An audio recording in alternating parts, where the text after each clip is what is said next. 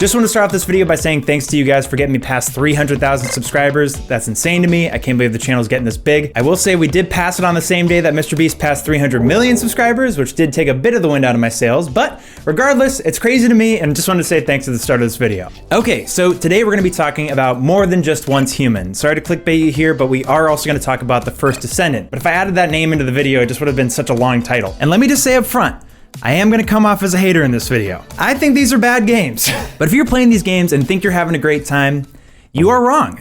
No, that's great. Keep having a fun time. These are just my thoughts with a little bit of research, okay? This also isn't gonna be a video just like trashing free-to-play games. There's plenty of great ones out there that do things ethically. But lately, I've been questioning my own sanity about how these games are getting so much praise and support. Like, is it because there's no new big games coming out lately? Yes, but I think there's even more to it. Right now, I feel a lot like how I did when TikTok started blowing up. Don't you remember when like lip sync videos and dancing videos and prank videos that were clearly fake that people thought were real now start to re-emerge and gain insane popularity again? I remember being like, I thought we were past this part of the internet. Why are we regressing? Watching these games get so much approval feels like a regression. It feels like we're accepting a lot of BS, and that's when I gotta put my foot down and make a video online complaining about it. Originally, this video was just gonna be me having my hot takes on a couple of new meh video games that just came out. But then I started researching, and I quickly found myself going down a CoffeeZilla-like rabbit hole, discovering that over the past couple of years, there's been a plan to reshape our entire gaming landscape, and it's being set into motion at this very moment. But before we talk about that, we gotta pay the bills, baby. Let's talk about World of Tanks. This game really makes you feel like a tank. You can play free today and join the other 100 million people that have experienced the intense online battles. There's a bunch of different ways to play this game. You can hang back and snipe, or you can charge in and ram your enemies, getting so close that your barrels could kiss. Other games might make you think that tanks are slow, and that is not always the case. Some of these tanks are just cruising into battle, just jumping off of sand dunes like Napoleon Dynamite's ant. And the ones that do turtle up tend to pack a heavier punch. There are so many tanks to choose from, it is insane. There's over 800. You got light tanks, medium tanks, heavy tanks, tank destroyers, artillery, and if you're an appreciator of history, you're gonna appreciate the heck out of World of Tanks. They have authentically modeled vehicles that make you feel like you're driving around as Brad Pitt and Fury. There's also 40 different maps where these massive battles take place. You'll be rolling across open fields, climbing up steep hills, sneaking through the forest, gunning it through the desert, or going guns a-blazing in an urban city. You'll earn a bunch of experience allowing you to upgrade and modify your tank, creating a steel beast that's ready for any challenge. And again, you can play free today using my link in the description. And if you're a new player, use the invite code COMBAT to get 7 days of premium account access, 250,000 credits, the Premium Tank, the Cromwell B, and 3 rental tanks for 10 battles each. If you're a returning player and haven't gotten on in more than 30 days, you'll get 3 days of premium access, the 2D style, the bargain camouflage, 7 days rental of the Premium Tank, the Centurion Mk 1 RAAC, or 100,000 credit compensation if you already have this tank in your garage. Thank you so much to World of Tanks for supporting my channel. Now back to possibly upsetting a bunch of Once Human fans. Okay, so let's dive right back in. The first Descendant and Once Human have a remarkable amount of uninteresting things in common. So the first Descendant is a free-to-play online third-person shooter set in a sci-fi post-apocalyptic world where you fight a bunch of monsters and get better gear. And Once Human is a free-to-play online third-person shooter set in a sci-fi post-apocalyptic world where you fight a bunch of monsters to get better gear. I'm mainly saying that as a joke. I know Once Human has survival mechanics and Pokemon. So the first Descendant is made by Nexon, and Once Human is made by Starry Studio, which is most likely a shadow company made by NetEase. Nexon and NetEase are both Asian companies that start with the letter N, and in the past have both gotten into some nasty controversies. NetEase, who made Once Human, is a Chinese company that's mainly known for making a ton of rip-off mobile games, like Fortcraft, if you can guess what that's trying to be. They also port a lot of game IPs, making them accessible in China, and they even help make games like Diablo Immortal, a super well-received game with almost no flaws. Do you guys not have phones? Yeah, he said with copious amounts of sarcasm. They're also known for creating games with an excessive amount of microtransactions, sometimes even becoming pay to win, and then they're also known for shutting these games down. So take Fortcraft. That got shut down. So they went back to the drawing board and a couple of years later came out with Creative Destruction.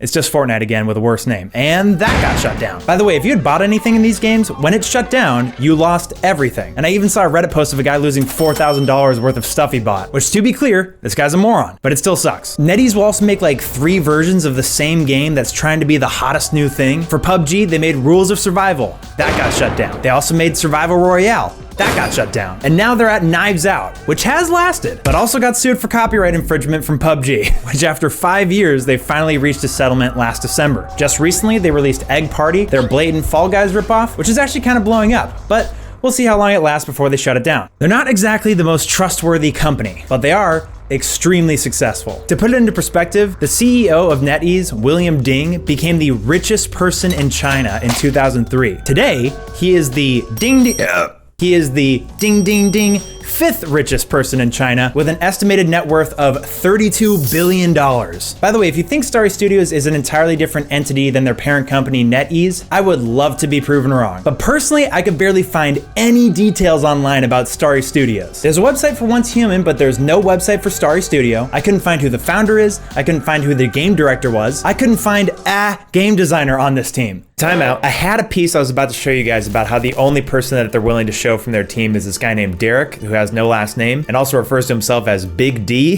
which is bold. So my name is Derek, as you know, right? And I also have a nickname, which is Big D.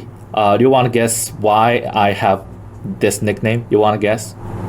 Derek, why are you doing this to me? I assumed he was a community manager of some sort, but then I found a video where he's labeled as a generic game developer. And then in this live stream, he mentions that he's the head of operations. And as head of operation, I'm also... Which to that, I was like, dude, you make the newsletters here or are you running the show? But then I caught a live stream where he reveals his true position. So my name's Derek, aka Big D, aka Big Dream Derek.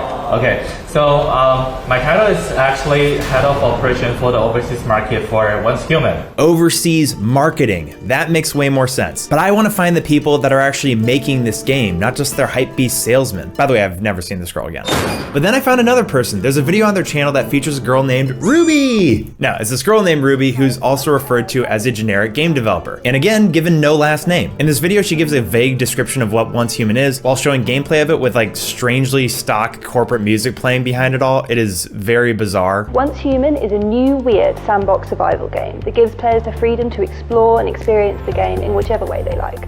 Once Human invites players to explore a strange and fascinating new world, one that combines combat, crafting, and survival gameplay mechanics. I don't know if their vision for this video was to make it feel like she was making this video at gunpoint, but it sure feels like it does. I've also never seen Ruby again. But then, I found one more person.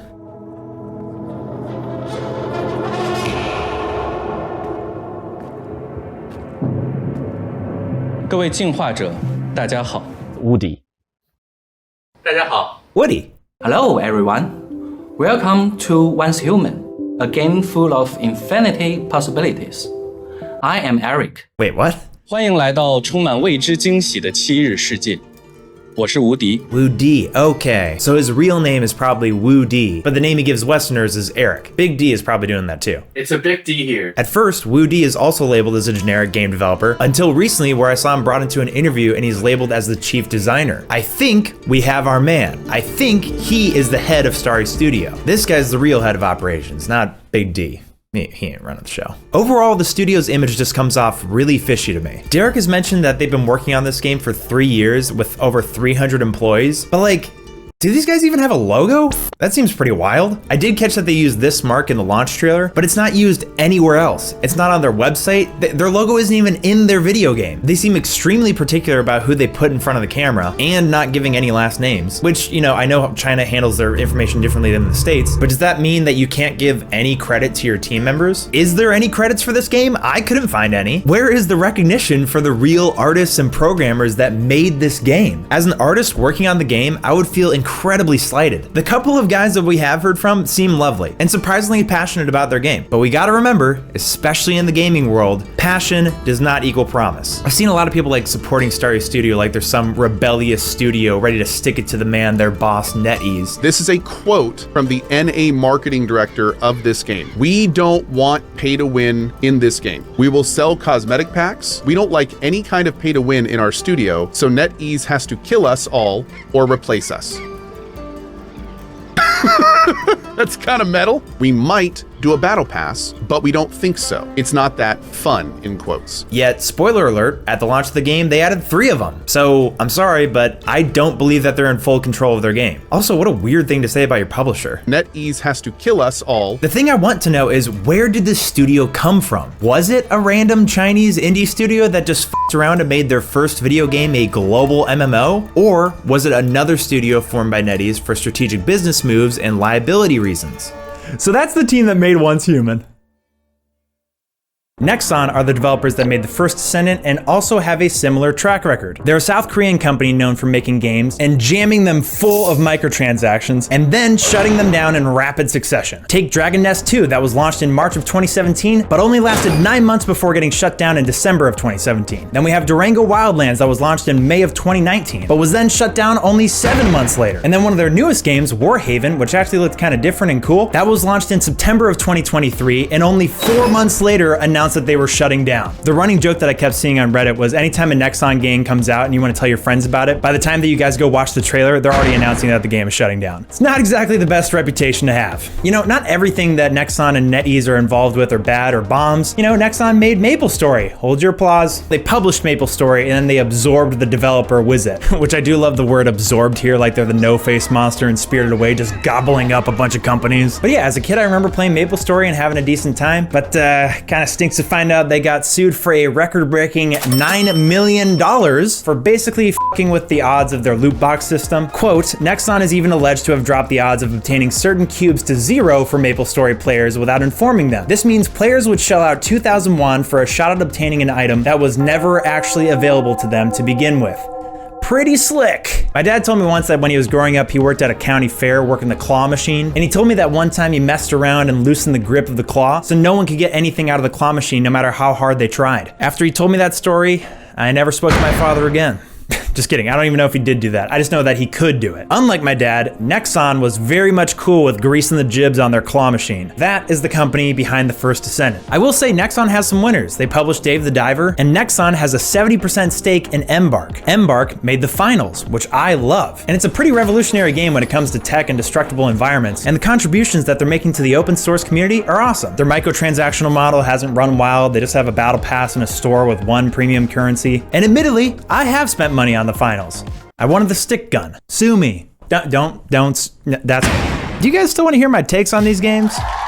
All right, I will. Okay. It all started with the marketing for these games. Let's take the trailer for the first Descendant first. You know, they've got the flashy graphics with every character looking as anime cool as they possibly can with no rhyme or reason. This girl's wearing high heels going to war. This guy's wearing no armor but a trench coat with fingerless gloves, smoking a cigarette on a plane. You haven't been able to smoke on a plane since the 80s. This girl's just frolicking down the beach looking at the sunset because there's so much to think about. All this fighting, why? Apparently they're fighting for the survival of humanity. I'm just taking that from the remarkably boring description of their own game on their Steam page. And I'll say there's parts that actually do look cool, like the grappling hook mechanic looks pretty sick if it looks that smooth in game. This armor transition scene's pretty cool, but the trailer as a whole, to me, just looks so generic. Like, what's the story here? Who are we fighting and why? Besides this guy, I don't want to stereotype here, but I'm pretty sure that's the bad guy. But who knows, maybe he just likes the color red. But here's the part that really got under my skin. People ate this trailer up, thinking it was so epic, dude. And I'm sorry if I'm coming off like a jaded hipster, but all of this just looks like an uninspired future soldier AI-generated Pinterest board to me. I don't feel anything from this trailer. It's all just random fighting and explosions like a Zack Snyder movie where you can't even make out who you're fighting. And you might think that I sound extra annoyed about this trailer. That's because I am. Because they use the cheat code of putting freaking Outro by M83 over the whole thing. If you haven't heard this song, you could literally put it over a video of me making a bowl of cereal and get goosebumps. And between you and me, when I passed 100,000 subscribers, I listened to that song and cried in my car. So to see it lazily thrown over this trailer with some of the most shallow looking characters ever made, yes, I did not like that.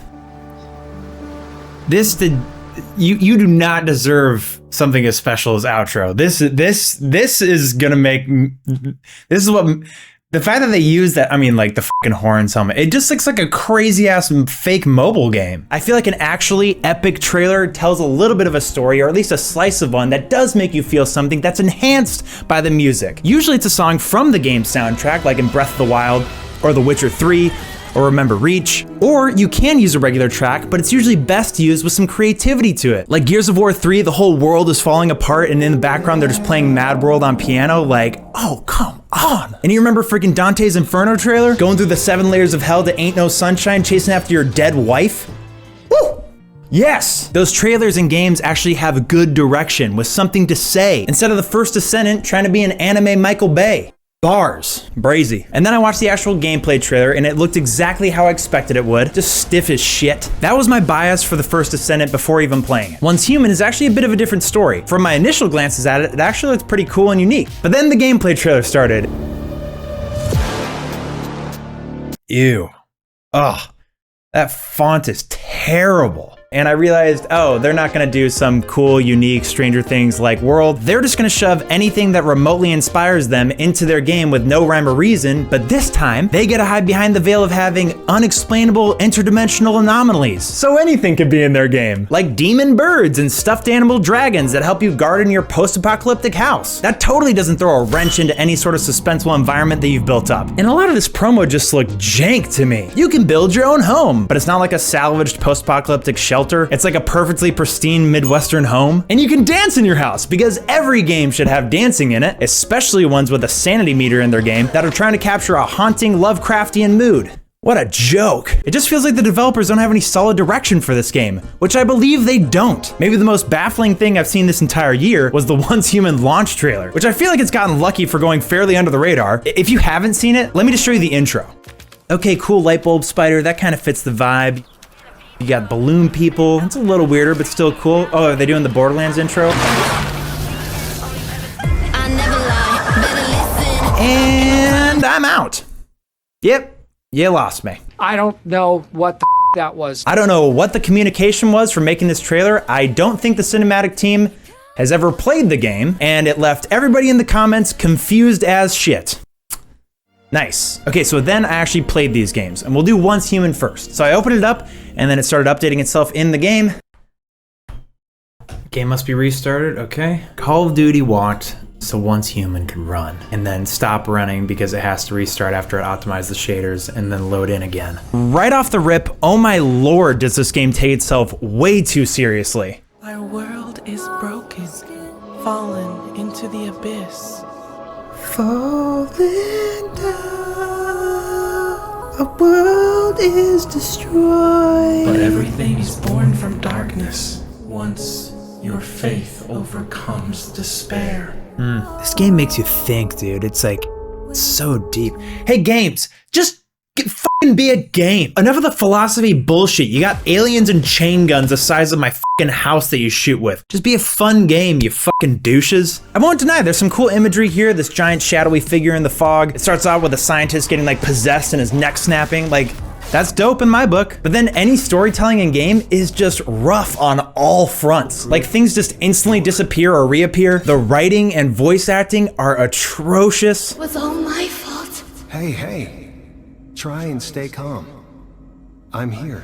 I feel like this game just really dropped the ball on having interesting lore. Given I haven't played the whole game, but just the intro made me almost tap out of the entire game. There is so much technobabble and gobbledygook that they throw at you in the first freaking 15 minutes of the game, and it's all just standing still, listening to exposition. And you're a metahuman. You awakened the cradle. Our world has been overrun with deviants ever since Starfall. Challenge the evolutionists. She can sense even the tiniest fluctuations in the stardust. This is why we created the Mayflies. Something we call rift space. It becomes possible to pass between the two planes of existence. Like the ones inside monoliths. That must be a siren. How many more times are games gonna keep doing this? Just having your character stare at an emotionless character, clicking through pages of dialogue, just letting this character explain their entire planet's history. What are you doing? Keep it moving, man. Show me this shit. Don't tell me. Don't make me sit in this blank ass room. I have no touch points for anything that you're talking about. And Once Human, how more fucking obvious could it be to tell your story as a mystery? Like you just decided to explain everything within the first 5 minutes of the game, throwing all this jargon on your new player because you think if we tell the player that the world's at stake, they'll care immediately.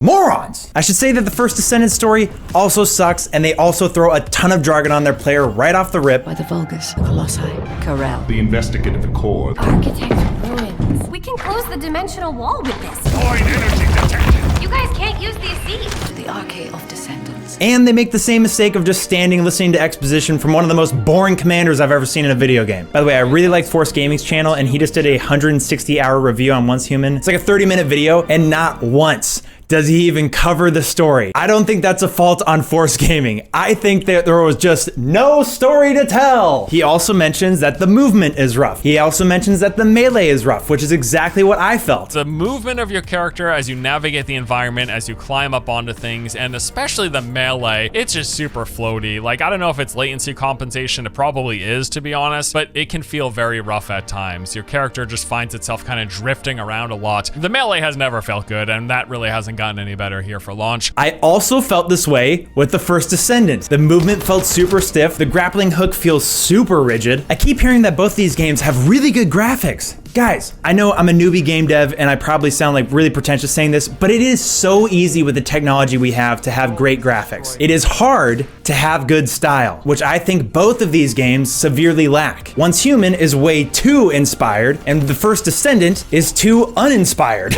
Once Human is just trying to put every viral element they've seen in another game and shove it into their game. They took the Pal World pets that was also ripped off from Pokemon and put that into the game somehow. What a ballsy move. Pokemon!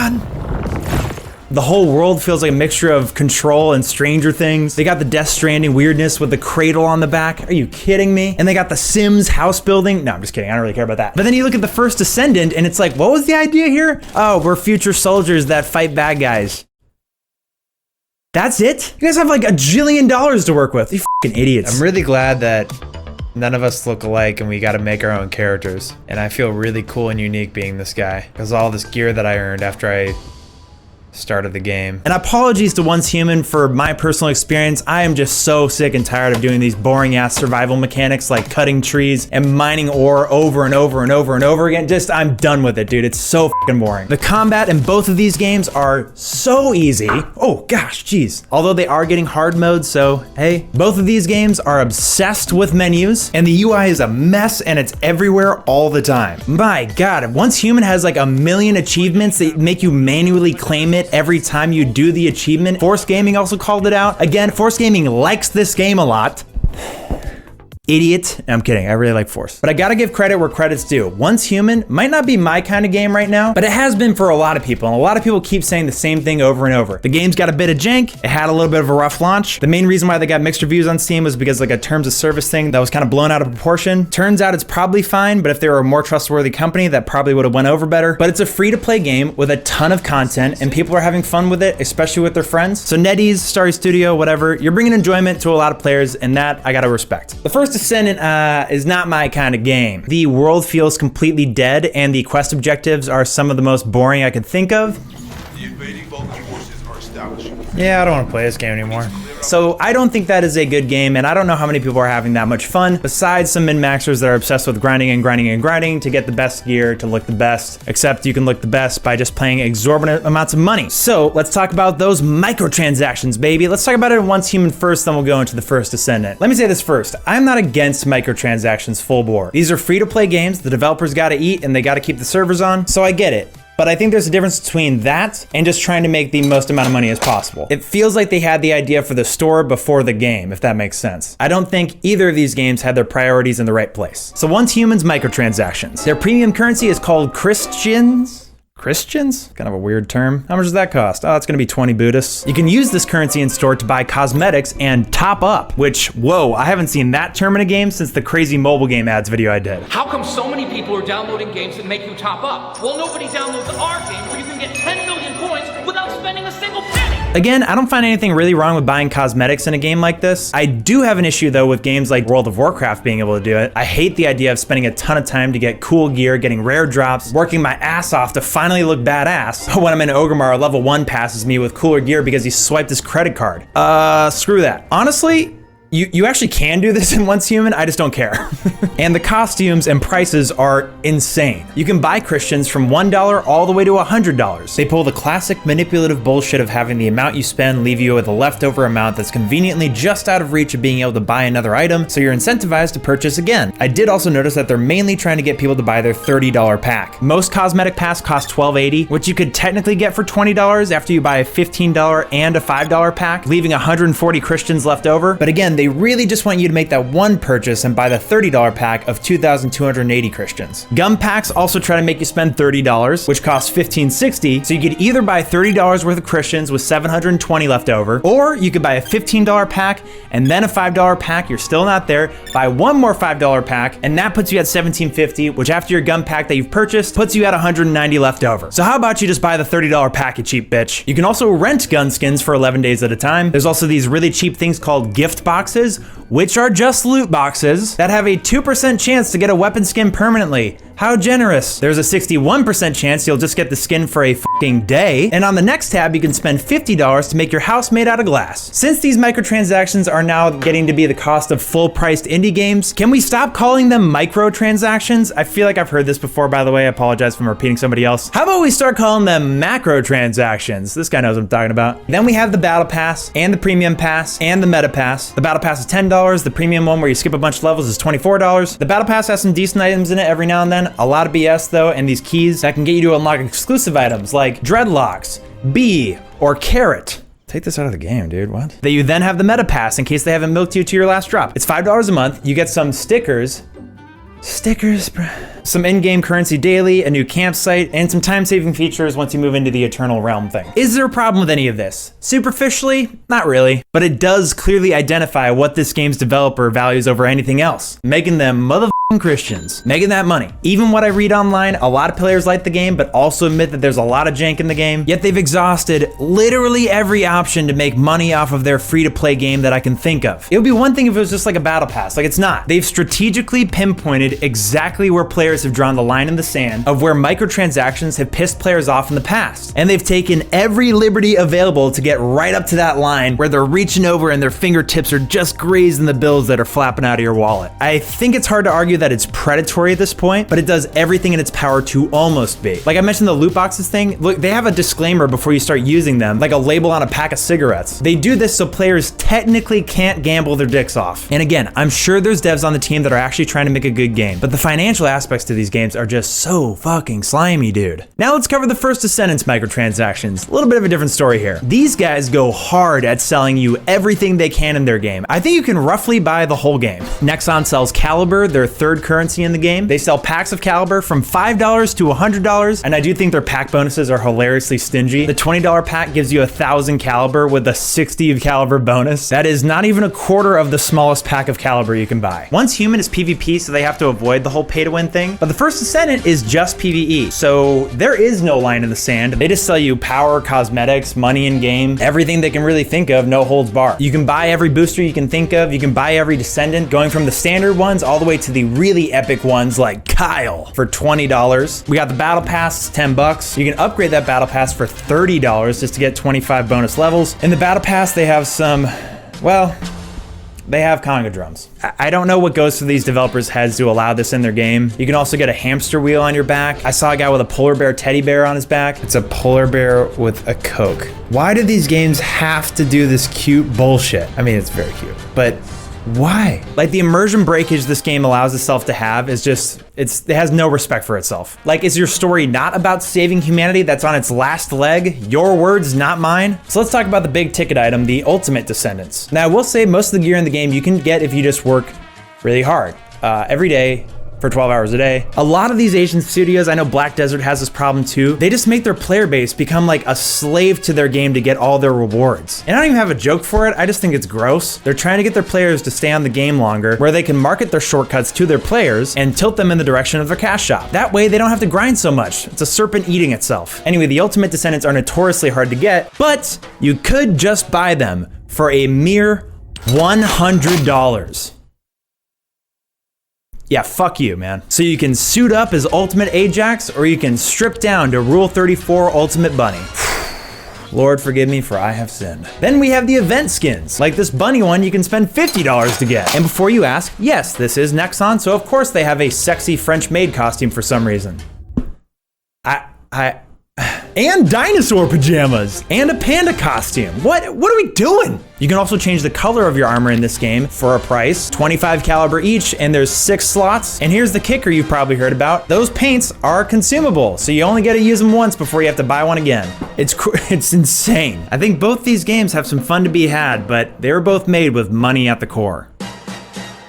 Now, we gotta talk about that plan that's been unfolding. Over the last couple of years, Nexon and NetEase have been making a play to be able to compete in the American and European markets. And I think we're about to get a wave of games from these guys. Nexon has been a little bit more upfront about it. They announced in 2021 a series of games are in development for global release with a focus on European and North American markets. I imagine Embark is their first main chess piece on the board, maybe a knight. Can jump around, do a lot of stuff. I don't really know chess, I'm not gonna lie. NetEase is where things get way more interesting. They are more subtle about it, but man, are they aggressive as hell. Look at how many studios they've been acquiring and building. It all started in 2018 with NetEase investing $100 million into Bungie for a minority stake in the company and a seat on its board of directors. Then they did that with Quantic Dream, the developers of Detroit Become Human. Then a few years later in 2022, they acquired Quantum Dream entirely. 2022, they really started cooking. They acquired Grasshopper Manufacturer, they established Jackalope Games, their first American studio in Austin, Texas. They got the former chief creative officer of Sega and established his new studio, Negoshi Studio. In July of 2022, they established Jar of Sparks, founded by a former 343 employee, Jerry Hook. They also invested in Something Random, a Polish VR studio. In October, they established GPT Track 50. In November, they announced they invested in another Polish studio, Rebel Wolves, led by the game director of The Witcher 3 and co-director of Cyberpunk 2077. They also invested in PlayPulse, a Norwegian fitness gaming company. And still in that same month, they also acquired Liquid Swords, a Swedish gaming company. In 2023, they acquired Skybox Labs. In February, they established Spliced. In April, they established Anchor Point Studios, led by the lead designer of Control. I wonder how he feels about Once Human. In May of 2023, NetEase established Bad Brain Games, a Canadian game studio which has a super graphic intro video about brutally killing the man. Yeah, you really sticked it to the man having your studio funded by NetEase. How brave. They also formed Pincool that same month. In August, they established T-0 Entertainment. In November 2023, they established Fantastic Pixel Castle, founded by former Blizzard lead Greg Street. Hold up, that's the guy Woody was talking to earlier. Interesting. That same month, they also established Worlds Untold. And that brings us to 2024, where NetEase opened up their Austin-based studio, Bullet Farm, headed by Call of Duty veteran David Vonderhaar. Now, I looked into each one of these studios, and they all have a lot in common. They're pretty much all formed by fairly known game devs who have worked in the industry at some big deal companies. And have you seen these websites I'm showing? They are clean, man. And they're not even copy and pasted. They are some custom-ass impressive billboards. It's borderline strange how good all of them are. Almost all of them do the cliche thing of talking about how they're gonna develop the future. And almost all of them don't have a single finished game on the market, given they're new companies, but it's been a couple years now. So again, I think we're about to get a wave of games coming from NetEase soon. They are trying to be a force to be reckoned with. This is like totally speculation, but I feel like in a weird way, Once Human and the first Descendant were like a test. And if it was, I think we all just failed. We just got a couple of mediocre games with a ton of microtransactions, and we were like, yep, this is awesome. Make more of this, please. That might have been what just happened. And maybe this isn't totally a bad thing, you know? If the finals is an example of what's to come, that's a great start. These companies are providing amazing salaries with awesome benefits. The talent seems to be pretty solid that have made some original IPs. But I don't know. The games industry makes more money than the film, television, and music industry combined. As a red-blooded American, are we ready to give those billions and billions of dollars to China? I don't know, but I do know this. Even if this all happens, indie studios are still gonna make games. And the best games, as we've seen of late, tend to rise to the top, no matter how much money they began with. All it takes is a great idea, dedication, and not letting your dream die along the way. Thanks for watching. Thanks again to World of Tanks for sponsoring this video. Game is absolutely brazy. Make sure to use my link in the description and use the invite code COMBAT to get your free bonuses today. If you have the means, consider subscribing to my Patreon. That really helps me out. And subscribe to my YouTube channel and like the video if you like the video. And that's all, folks. I'll see you in the next one.